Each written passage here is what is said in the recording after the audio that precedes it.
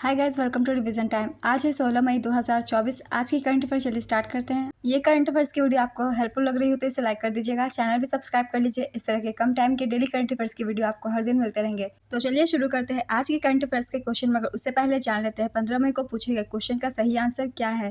Question था friends, 2023 में सौर ऊर्जा के उत्पादक के मामले में पहले स्थान पर कौन सा देश है। Option A Bharat, option B चीन, option C America, option D रूस। इसका सही आंसर है ऑप्शन बी चीन। चलिए अब आज के करंट अफेयर्स हम स्टार्ट करते हैं। Question number 1, cadet defence system ने किसकी सहायता से भारत का पहला LAM सिस्टम लॉन्च किया है। इसका आंसर है DRDO। कैडेट डिफेंस ने भारत का पहला LAM सिस्टम लॉन्च किया। कैडेट डिफेंस सिस्टम ने DRDO के सहयोग से भारत का पहला स्वदेशी लॉइटरिंग एरियल मुनीशन विकसित किया है।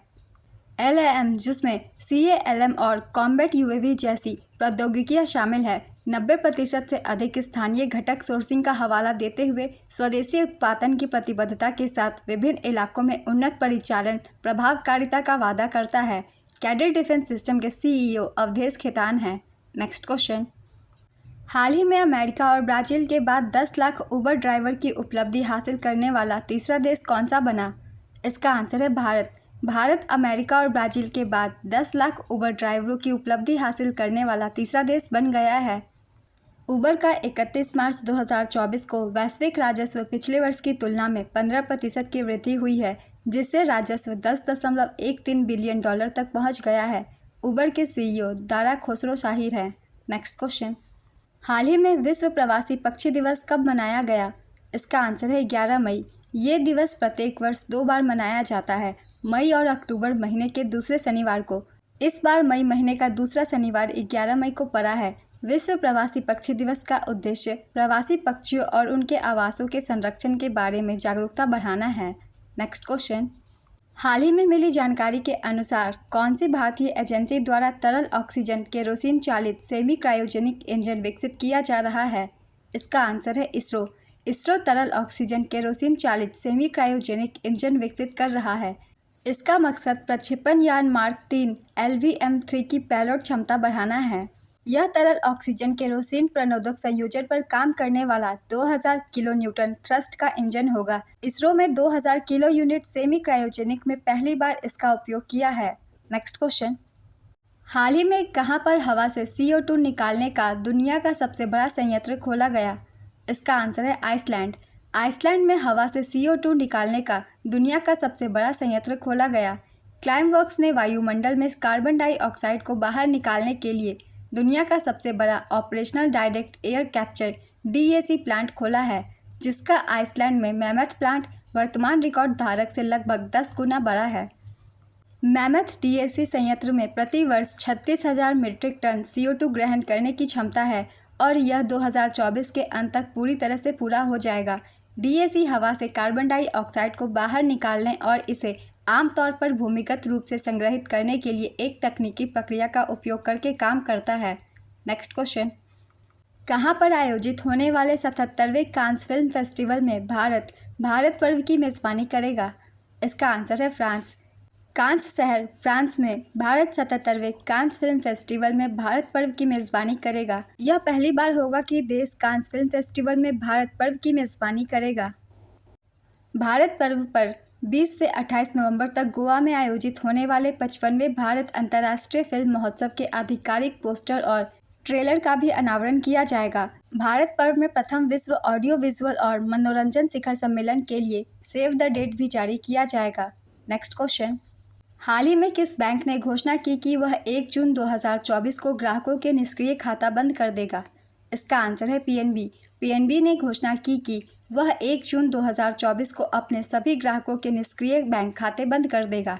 बैंक के अनुसार जिन ग्राहकों के खाते निष्क्रिय हो गए हैं वे 31 मई 2024 तक अपना KYC पूरा करके अपने खाते को सक्रिय कर सकते हैं। बैंक ने अपने खर्चों को कम करने और ऐसे खातों में धोखाधड़ी को रोकने के लिए यह कदम उठाया है। निष्क्रिय बैंक खाते RBI के अनुसार बैंक खाते बचत या चालू तब निष्क्रिय हो जाते हैं जब पिछले 2 वर्षों से उन खातों में कोई ग्राहक प्रेरित लेन देन नहीं हुआ हो।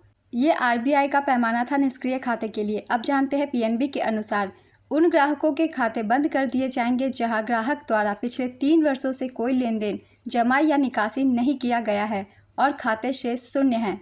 नेक्स्ट क्वेश्चन, हाल ही में जापान ने किस भारतीय राज्य के साथ मिलकर शांति स्मारक और इको पार्क का उद्घाटन किया है?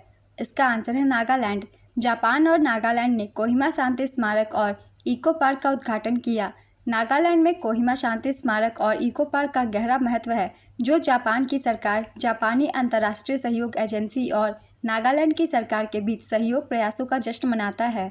भारत में जापानी राजदूत हिरोशी सुजुकी ने स्वीकार किया कि जापानी लोगों ने द्वितीय विश्व युद्ध की सबसे विनाशकारी लड़ाइयों में से एक के रूप में इम्फाल की लड़ाई के साथ साथ कोहिमा की लड़ाई को याद किया। नेक्स्ट क्वेश्चन, हाल ही में कहाँ की संसद ने कैदियों को सेना में शामिल होने की अनुमति देने वाला विधेयक पारित किया? इसका आंसर है यूक्रेन। यूक्रेन की संसद ने कैदियों को सेना में शामिल होने की अनुमति देने वाला विधेयक पारित किया।